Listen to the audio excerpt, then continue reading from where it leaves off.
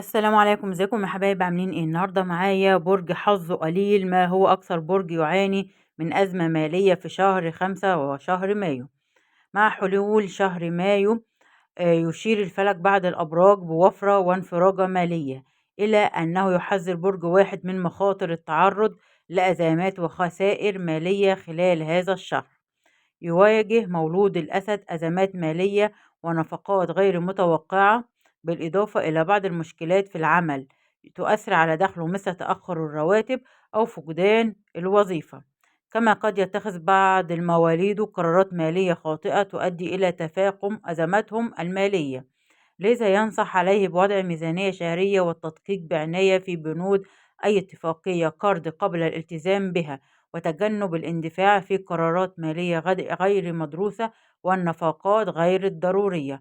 من الضروري أيضا يخطط مواليد الأسد لأموالهم بشكل دقيق لتجنب الوقوع في الأزمات. وبكده حبايب قلبي يكون ده البرج بتاعنا النهاردة، برج الأسد اللي حظه قليل ويعاني من أزمات مالية في شهر 5. وبكده يكون ده الفيديو بتاعي، بس مش ينسوني في اللايك والشير والسبسكرايب وتفعيل الجرس علشان يوصلكم مني كل جديد، وعيلتي صغيرة تكبر بيكم. يا أحلى متابعين ومشاهدين القناة، ولغاية ما أرجع لكم بفيديو آخر أسيبكم في رعاية الله وأمنه، والسلام عليكم ورحمة الله وبركاته. لايك وشير وسبسكرايب